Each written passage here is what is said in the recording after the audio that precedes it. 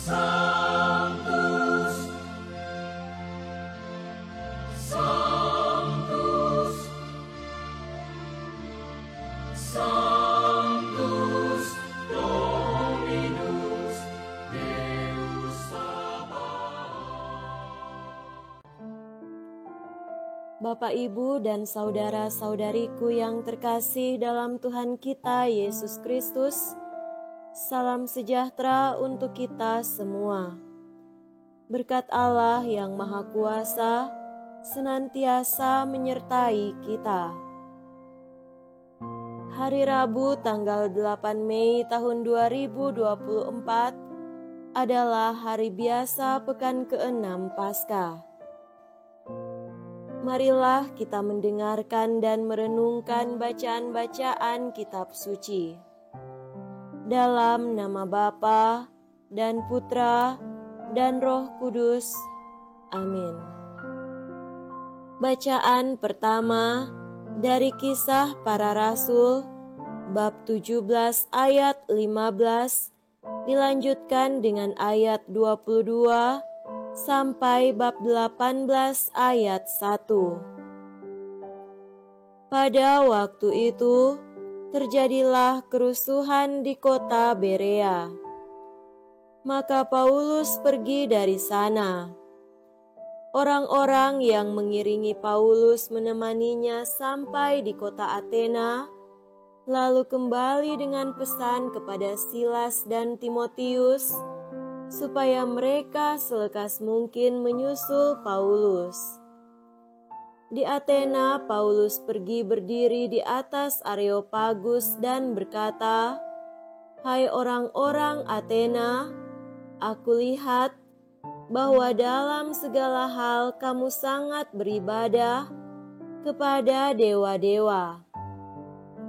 Sebab ketika aku berjalan-jalan di kotamu dan melihat-lihat barang pujaanmu, aku menjumpai juga sebuah mezbah dengan tulisan, kepada Allah yang tidak dikenal.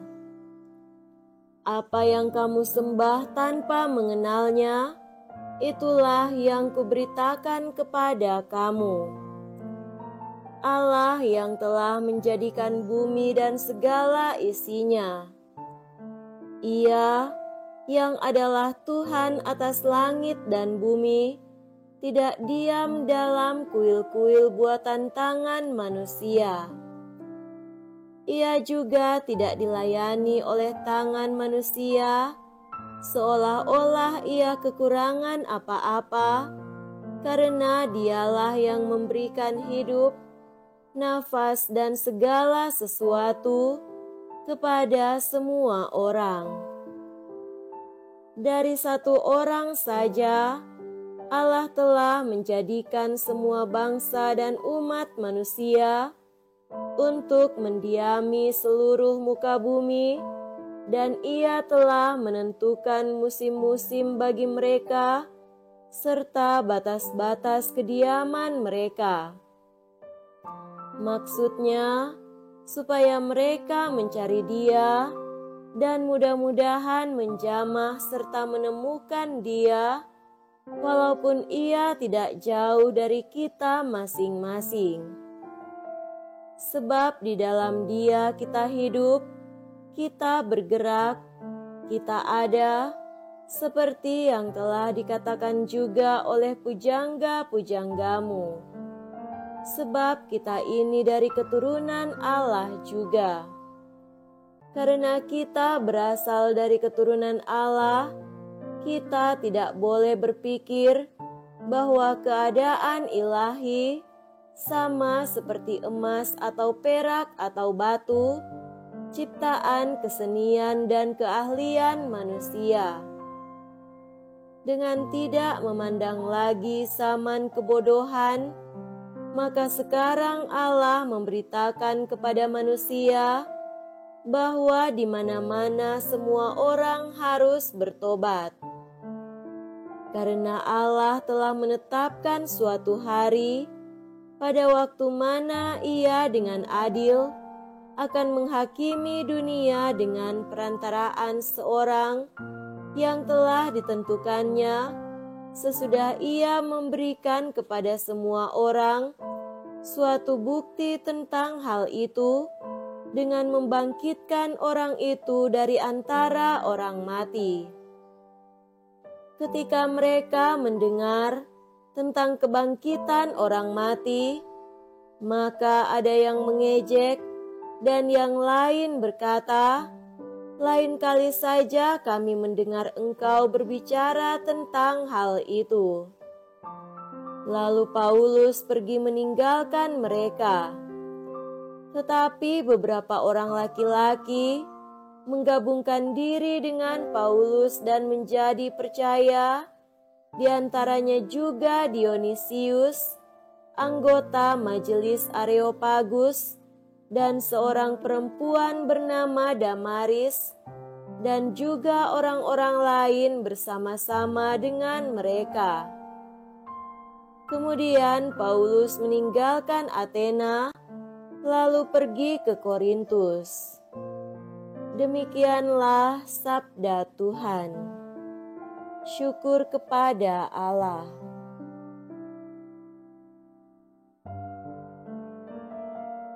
Semoga Tuhan beserta kita sekarang dan selama-lamanya.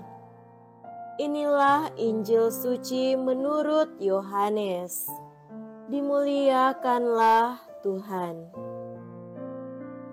Dalam amanat perpisahannya, Yesus berkata kepada murid-muridnya, "Masih banyak hal yang harus kukatakan kepadamu, tetapi sekarang kamu belum dapat menanggungnya.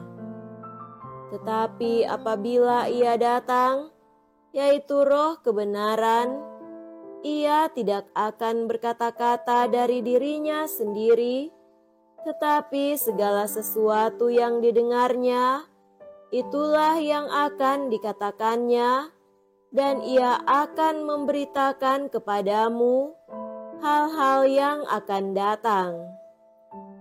Ia akan memuliakan Aku, sebab Ia akan memberitakan kepadamu apa yang Dia terima daripadaku. Segala sesuatu yang Bapa punya adalah kepunyaanku, sebab itu Aku berkata, Ia akan memberitakan kepadamu apa yang Dia terima daripadaku." Demikianlah sabda Tuhan. Terpujilah Kristus.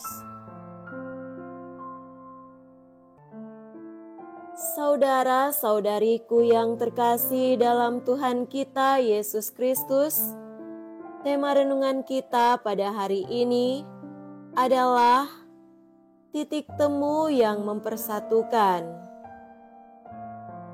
Memang pada kenyataannya ada institusi atau lembaga yang seringkali tidak berfungsi universal dan mempersatukan, melainkan mengeksklusifkan dan menciptakan friksi-friksi dan perpisahan satu dengan yang lain. Bahkan lembaga agama sekalipun cenderung mengedepankan kelompok dan membeda-bedakan yang satu dengan yang lainnya. Segi kesamaan dikaburkan, sedangkan atribut-atribut keunikan dikedepankan seolah-olah yang ada hanyalah kelompoknya. Saudara-saudari terkasih, di antara begitu banyaknya perbedaan, kita diajak untuk menemukan titik temu yang mempersatukan. Bagaimanakah dan apakah atau siapakah itu yang bisa mempertemukan? Paulus dalam bacaan Kisah Para Rasul hari ini diceritakan berdiri di tengah Areopagus Athena dan menyapa orang-orang Athena. Paulus yang orang Yahudi itu bisa menemukan titik temu dengan orang-orang Athena ataupun orang Yunani. Ketika banyak orang cenderung menjadikan atribut-atribut yang lain menjadi bahan perbedaan, Paulus justru menemukan jalan masuk untuk bisa menyapa dan berdialog dengan yang berlainan. Banyak orang tidak menerima ajaran Paulus, tetapi ada juga yang menerimanya. Paulus tidak mau berpolemik.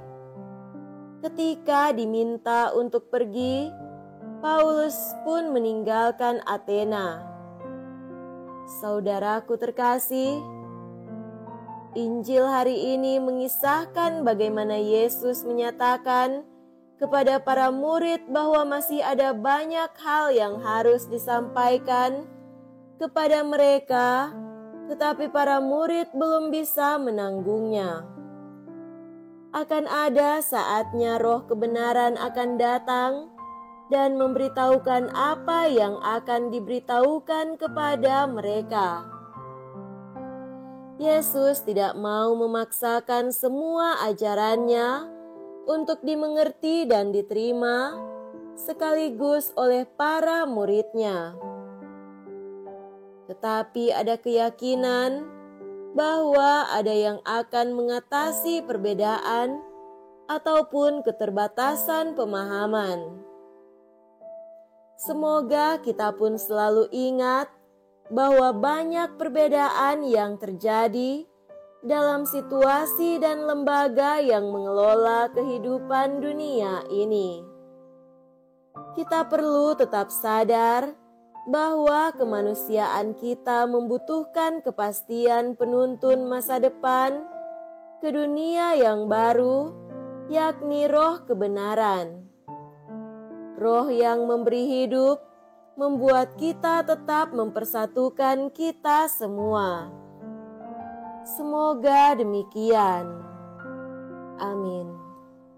Dalam nama Bapa dan Putra dan Roh Kudus.